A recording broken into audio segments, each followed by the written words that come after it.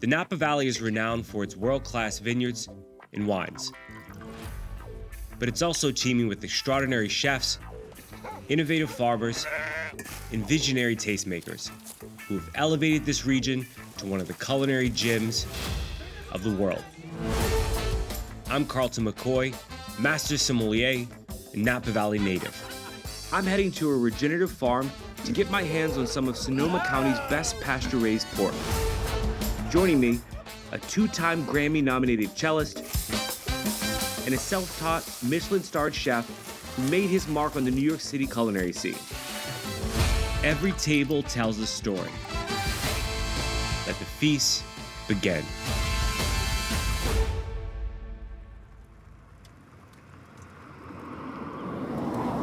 One of my favorite things to do in Napa is to show folks around who've never been here. And today, that'd be Seth Parker Woods. Just a regular guy who enjoys traveling with a priceless 17th century cello. You know, just in case he comes across a quartet. Hello, my friend. Hey. That's a man down. Welcome to Northern California. Thank you so much. Today's destination, Beautiful. a 250-acre regenerative farm in the rolling hills of Petaluma. I'm gonna drive very careful because I'm terrified of damaging this instrument.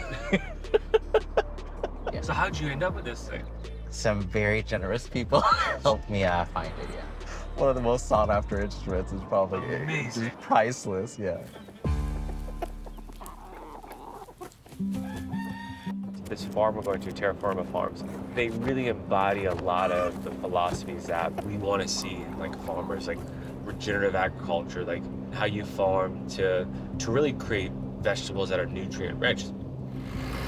We're gonna head out and visit Aaron there, see how much he wants us to actually work on the farm. Yeah. Because a lot of times it's like you work for your dinner. Yes. So we'll see. You gotta work for your dinner. Nothing's free when it comes to a farmer.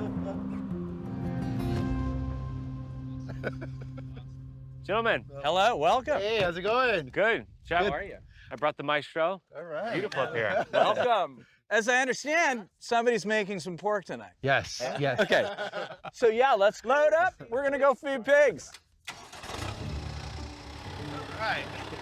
Yep, just a bunch of good old boys hanging off a tractor, going to feed some swine. And what do pigs eat? Well, here at Tara Firma Farms, what comes around goes around. Aaron's like a compost alchemist, guided by the philosophies of regenerative farming. He sources his special compost mix from horse manure, wood chips, and grocery store spoils to nurture the farm soils and feed his livestock. These pigs can eat up to 8 to 12 bins of compost 3 times a week. And Aaron says they can get a bit hangry at times. And let me tell you, no one likes a hangry pig. So I'm gonna set these down, and then we're gonna drop that fence, and you guys will get some pig boards and make sure they don't attack us. We're gonna need step-by-step instructions, by the way. Don't assume we know anything. Improvisation. We'll see how this works. You can go first. These are pig boards. The great thing about these is you can really steer a pig. So if they get excited, just like fend them off. That way I can dump the bins, then we'll let them all come and eat. All right, you guys do that, and good luck. Look at him. Look at that one. He's so cute. Nothing to see here, buddy. Oh, don't run. Oh, God. Just stay right there. Relax. Seth, we need another one of these. Yes, we You should do. have given us the third one. She's ready to charge, dude. I don't know about you, Chef. Like, Seth and I really aren't built to do sort of work. You know. I'm better on the consumption side of dealing with pigs. Crispy bacon. Nice piece of ham. Now we're talking. These guys want revenge. They know how many pigs I've eaten in my life. He can smell the food. He knows. Okay, yeah, you guys can come out. Great job. Thank you. I mean, it looks Terrified the whole time. terrified. You can hop on the other That's probably side. a good idea, yep. Hi, hi, hi. Come on, guys. Let's go eat some food. Should I get out of the way? I mean, you can do whatever you'd like to do. I like being on this side of the gate. Here they come. Oh, yeah. There you go. Let's go eat. Okay, someone grab a pig board, and we're gonna get these guys out here too. You're gonna come this way. Look at you guys. Good. And then, oh! It's like at the And fair. then here, if you know? close that gap and then you come over here, we should just be able to squeeze them all. Come on. Yeah, there's one in every bunch. I don't want sneaking up on me. You're all gone? All of them are out now. They're out? All right. It's like natural with this. So you're growing the vegetables, they're going to the grocery store, the waste comes back, compost, spray compost over the vegetable fields, and then some of the waste comes here for this, so it's... Yeah, this kind of closed loop system. Yeah. And we get to also kind of play with those methods and go, what worked, what didn't. These guys eat anything, huh? These guys will convert anything into bacon, which is a miracle. They've taken out quite a bit of that already. Wrestling match. Isn't it? It's like a mosh pit. It is like a munch pit. With the pigs fed, our work's not yet done. It takes a lot of time and effort to farm this way, in a closed-loop system.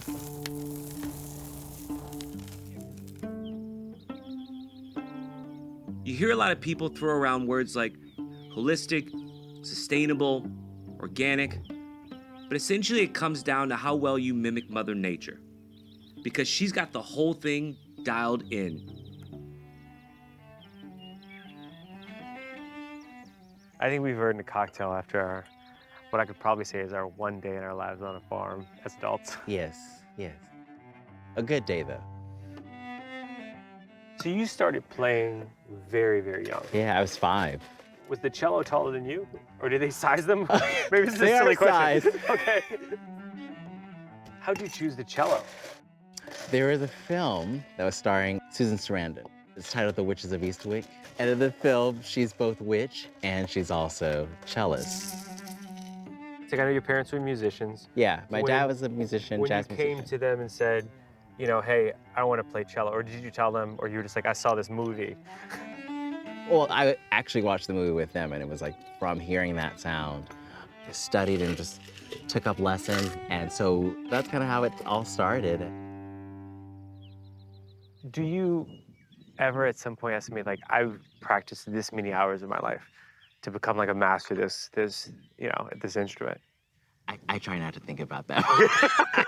Cheers, brother. Cheers. Hey guys, are we cooking or what? Oh, you need help, chef? Of course. No free dinner here. All right, what do we need help with? 'Cause we're starving. Let's get you set up with a knife.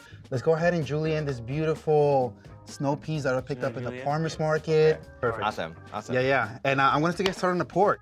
This is danabe, so it's a piece of earthware used in very ancient cuisines. And yeah, we're going to go ahead and just sear this pork. Oh, Almost like a one-pot meal type of thing. beautiful. So, chef, when did you start cooking? I was 15. My first restaurant was a very famous restaurant called Burger King. Yeah, those are still around. Oh, I was McDonald's, so it's a little bit higher. You know, I'm not bragging, but Yeah, you know, I started as a summer job, and I really fell in love with it. A couple years later, kind of went up the ranks. TGI Fridays was my second stint, so, you know, getting better. And little did I know that was going to catapult me to my career, you know, being in restaurants of 1-star, 2-star, 3-star Michelin to like #1 restaurant in the world. So it's very intimidating to start in those kitchens at first, you know, and some people just get scared of that and they leave the industry. But there's something beautiful about kind of getting there slowly, just like we're searing this pork right here. You see that? That's what we want. Nice and slow, and get that Maillard reaction, get all those sugars. Yeah. Becoming a chef is similar to an instrument where you can study the theory of it, but there's no replacement for like time behind a stove. I mean, It's you like know, the reps. It definitely comes with experience, and like you said, the reps. You know, you have those traditional ways of doing things, just like winemaking. You know, you have those traditional ways in which you could take the origin of those ways and kind of keep on going with that, or you could put your own twist to it. And that's the beautiful thing about composing a melody or doing wine or doing your recipe with what whatever you're cooking with. Like, But I think being a professional cook is like, you don't love cooking unless you love doing like really mundane parts of the job a million times. You have to love it. that's the part about building these skills that, you know, you don't want to go from the first floor to the 100th floor. Yeah. There are steps that you need to take. There's a lot of mistakes that you need to commit. Yeah. You know, people look at me, what I do now, and I always tell them, you know, everybody sees the glory, but they don't know the Correct. story. Yes. This is looking great. I've made pork stock, in which is gonna keep it nice and moist. Seeing these beautiful figs, we're just gonna throw them in there. That's gonna like soak up all that rich fattiness Wow. of this pork, and keeping it fruity, you know, keeping it seasonal. What else? You got those onions. Yes. Let's do the red ones. Kind of like tuck them in somewhere down here. Excellent. So we got like everything going exactly what we want in the pot. We're just gonna go ahead and cover it with some grape leaves. I think this will add a little nice bitterness to it, but it also like helps it steam, you know, keep everything nice and moist down here.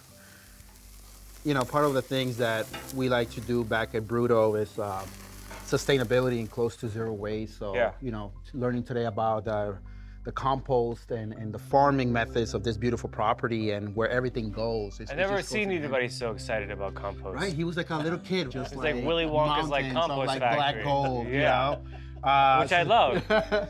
Okay, we're gonna dress these in that vinaigrette. We're gonna sprinkle that on top of the cream corn, and we're gonna finish it with smoked pork jowl. That's great to add some brightness to the corn. Oh yeah.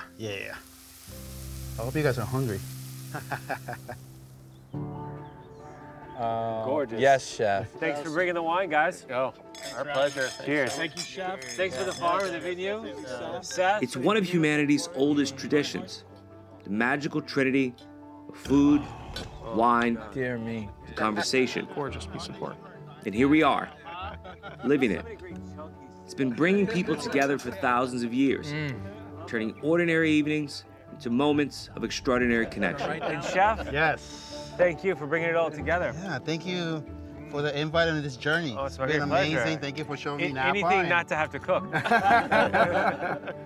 What's it called again, the pot? The pot is called donabe. Yeah, this is just like a local stew, pretty much. All right, I'll let you guys hack at it. Serve yourselves. There's vegetables, there's grapes, there's some figs in there. Yeah, don't be shy. All right. Nice. I don't know if I actually know this story. How did Bedrock and Under the Wire come about? Kind of was taken by the fact that, like, here in California, we actually have some of the oldest vineyards in the world. So I feel like the core of the winery is about kind of curating and rehabilitating and protecting these like pretty amazing old vineyards that we have in California that are very linked to the history and heritage of this spot that we are in. So this is a question for you all. Like, do you ever feel like as much time as you've committed to being a great chef, a great cellist, an incredible farmer with this incredible mission, you know, great winemakers, like, do you ever feel like, okay, well, at this point, like, if I put this much work in and I continue to tweak and refine, like, I'll reach like the top of that mountain, right? Do you think that's possible? So yeah, just like farming, just like running a restaurant, just like becoming one of the greatest cello players in the world, you do it day after day after day for a lifetime as you try and get better at it day after day for a lifetime. You won't hit perfection, but maybe you'll hit a point of enlightenment. I think for me, I always want to be a student. You know, I always want to have that curiosity of, I remember being a young cook, of staging, of just learning. It's okay if we get criticized. And you just got to be confident in what you do and really believe in what you do. What about you, Seth? In the classical music world, there is a sense of trying to hold on to tradition and to what was the glory years or whatever that is. But at least for me, it's like always thinking with the idea that there is more.